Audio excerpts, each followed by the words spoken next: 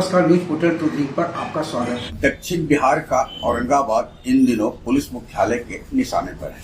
कारण है वहां अवैध बालू का उत्खनन और अवैध कारोबार। इस संबंध में पिछले दिनों औरंगाबाद के मुफस्सिल और रिसियप थाने में 3 प्राथमिकी दर्ज की गई। साथ ही करीब 150 हाईवा जब्त किया गया। बालू अवैध कारोबार में संबंधित जो आरोप था, और यह भी आरोप है कि औरंगाबाद के खनन के साथ साथ एक वरीय प्रशासनिक अधिकारी और कई थानों की एसएचओ की भूमिका इस अवैध कारोबार में कहीं न कहीं है और समर्थन भी मिल रहा है।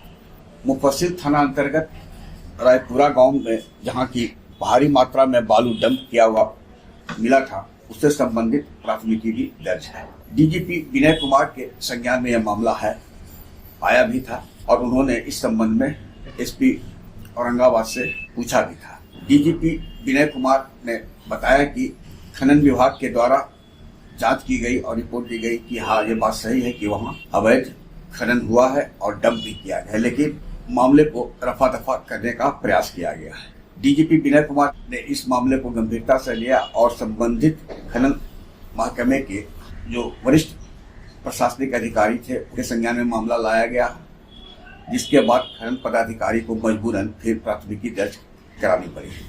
अब यह मामला आर्थिक अपराध इकाई तक पहुंच चुका है, जैसी कि सूचना है। सूत्र बताते हैं कि इस संबंध में मुफस्सिल और रिसियप थाना में 3 प्राथमिकी को आर्थिक अपराध इकाई ने अपने हाथ में ले लिया है, यानी टेकअप करने का निर्णय लिया है।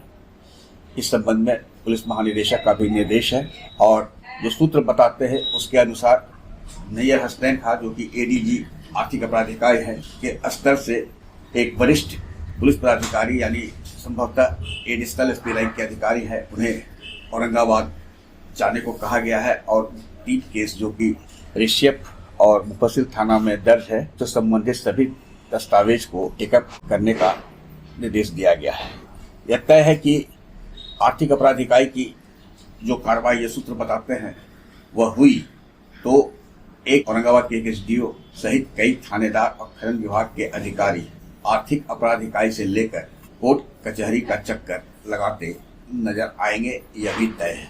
आगे देखिए होता है क्या। डीजीपी विनय कुमार भ्रष्टाचार के मामले में 0 टॉलरेंस की नीति पर चलते हैं और वही आर्थिक अपराध इकाई जो पिछले 7 महीने से प्राय ठप हो गया था, क्योंकि उस वक्त जब नैयर हसनैन खां एडीजी थे तो कार्रवाई हुई थी।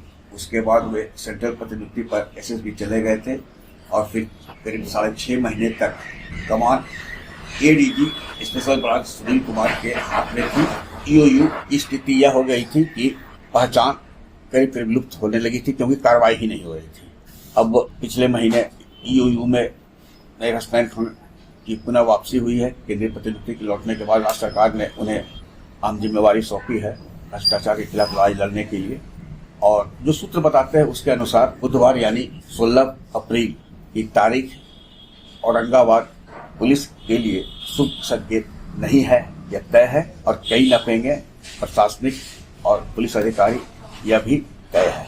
अब 1-2 दिनों के अंदर स्पष्ट हो पाएगा कि आर्थिक अपराध इकाई के द्वारा इस संबंध में क्या कार्रवाई की गई है। अब डीजीपी विनय कुमार और नैयर हसनैन खां के ऊपर सभी की नजर टिकी हुई है। आग्रह है कि इस वीडियो के लिंक को लाइक, शेयर, सब्सक्राइब अवश्य करें। धन्यवाद, नमस्कार।